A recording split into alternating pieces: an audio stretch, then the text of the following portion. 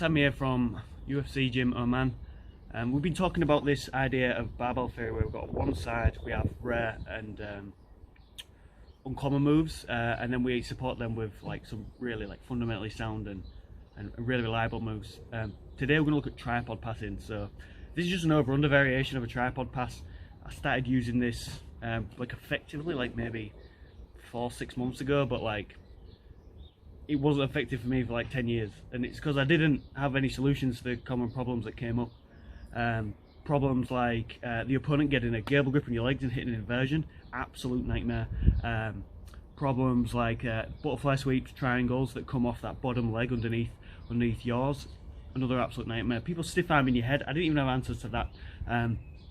So what we're going to look at today is a few different ways to counter those problems and hopefully make your tripod pass a lot more effective. Okay, so we'll start off with a basic variation of the tripod pass. I'll do it from a few different angles so you get to see. First, if you just want to put it side. Yeah. So first, what we're going to need is an angle. Okay, so you can use little misdirection steps, like I take a half step one way, my opponent's hips angle. Okay, and then I change directions. This just gives us a little extra second just to drop into our tripod position.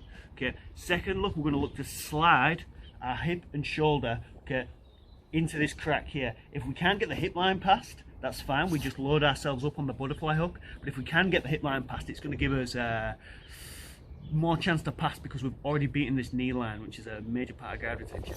So we're going to drop down, our head is going to bite in between the hip and the side body. Okay, we're going to get a really strong grip with this underhook here on the thigh, and we're going to drive our elbow into the rib cage. On the other side, we've got a really strong overhook, okay, where I'm biting down on the shin and then I'm using my hip to press into the top of the knee. Okay, what I'm using is an angled tripod. If you can just shift to the side. So I'm not just tripoding with my hips square. Okay, I'm dropping one hip down and I'm keeping one foot flat. This puts more weight through this other side. Okay, come back in.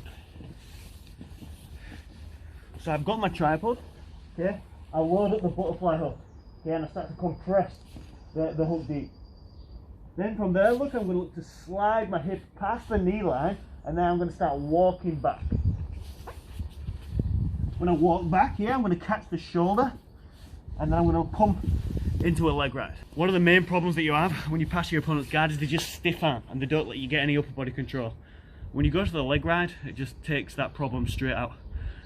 So if you can just hit that stiff arm on me, Emily, just as I pass. So look, I'll pass, okay, then the stiff arm, okay. This can be a real problem because it gives them the ability to rotate the hips so they start facing you, and then they can start shrimping. Again, if they can even stiff arm and face the opposite direction, they can invert the guard. So we've got to kill that off. Okay, very important to keep your opponent's hips flat when you're doing a tripod pass, and one of the main points there. So I beat the knee line, they start stiff arming, I keep the hips flat, okay, and then I start walking over the hips, and then I slide that leg right in. The problem that often shows up is the stiff arm. So your opponent stiff arms their head. This can be a real problem, especially if you've got I don't know, any injuries to your neck or something. So first you've got to get the structure right. What you're looking for is like a shrug and a bite of the chin, and then whichever side the hip's on, you're going to press your head that side. Okay, so there's no space around the hip. As well as it keeping your neck safe, it creates a really tight cage around the hips and just prevents them from moving. Remember, we're always looking to keep them flat on the back. As soon as they start turning one way or the other, they get room to move and start re-guarding, so we can't allow that to happen. So, we're in our tripod, the opponent starts pushing the head. If I just resist, it's still possible for me to pass, especially if I've got this strong shrug, but might as well go path of the least resistance. So I'm just going to go with a duck under pass. So my opponent starts grabbing the head. As they stiff arm, I'm going to let them get my head to the middle. I'm going to resist as I slide my arm through across the body. I get it across the neck or across the ribs, both are fine. Okay, as long as I've got something on this side of the body when I get through my pass. All I'm going to do is drop this knee to the mat. Okay, that's my pressure leg, the leg that's driving into my opponent. Okay, I'm going to drop it into the mat, and then I'm going to open my other hip up. Okay, this is going to toss the legs away from my opponent, so away from me. Okay, and then I'm going to use the legs like a rudder to steer them back flat. Okay, 45 please. So I'm attacking my tripod, my opponent stiff arms the head. I'm going to let it come to the middle, build up a bit of pressure, then shoot my head across as well as this underhook side. Okay, this gives the pass like a lot of pop. Okay, this position can be awkward, especially if your opponent starts to turtle, but look, as long as I've got some sort of control on these legs, it makes it really hard for my opponent to turtle. Okay, then what I'm going to look to do is steer the far leg towards me, switch my grips, and I've got a nice elbow side underhook here where I can now start moving up the body. So now what we'll do is we'll look at this bottom leg problem. Okay, it has a few different things attached to it. The opponent can, on the same side where they have a butterfly hook in, they can kimura you very nicely if you leave your elbow flared open. They can hit a full butterfly sweep on you if you don't have a stable base and you aren't dropping your weight through that butterfly hook. And the third thing they can catch you with is if they can knock you off balance with the butterfly hook, they pop the triangle on. Okay, so all of these are bad. So first off, you kill this first with your body position.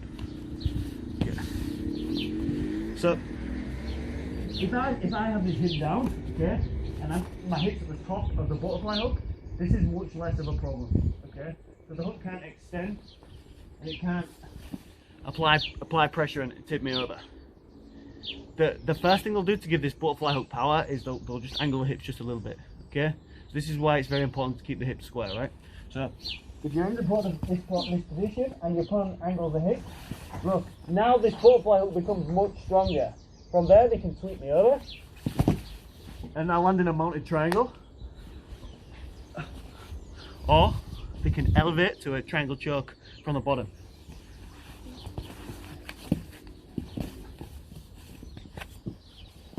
Both of those are very bad. Okay, so what I like to do is I take my hip and I ride at the top of the knee. That means it's when they don't get very much leverage on me when they apply force to the butterfly hook, because my hip's there. They get a lot of motion at the bottom of the joint but not at the top. Okay. Second is I drop my hip into the top of the knee, so I twist my hip bones. So instead of like this, look, I drop. Instead of like this, I drop my hips down. That makes it much harder for them to lift me. And when we're looking at the kimura, instead of having my elbow flared, I keep it in. So as you can see, look, if I leave this gap here, my opponent can straight up get a kimura on me. That's going to make the kimura super strong and the butterfly sweep strong and the triangle a threat. So the kimura is really, really bad. Don't let them expose that elbow joint. Okay, that's 3 problems there from the bottom leg. Okay, if you solve those problems, you're much more likely to pass.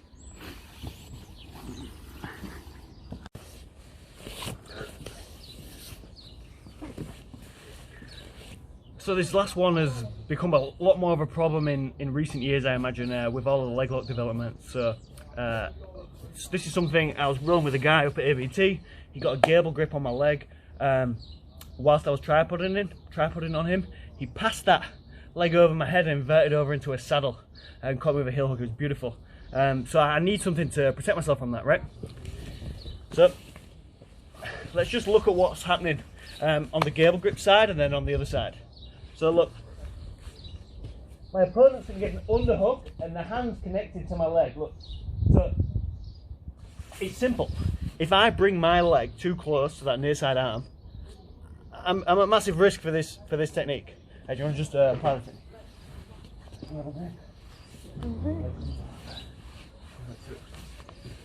Nice.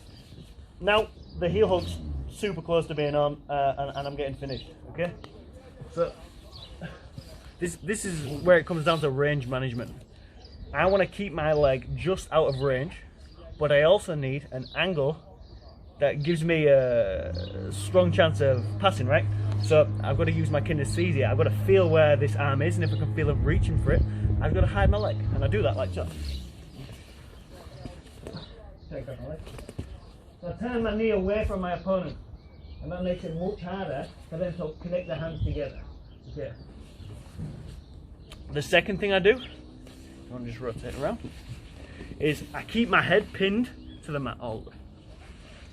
So if she can get this leg past my head, this is where the leg lock becomes a problem, right? So what I do is I keep this underhook leg gripped nice and tight, okay, and then I restrict the movement of this leg. Now when she tries to bring it over my head, it's much more difficult.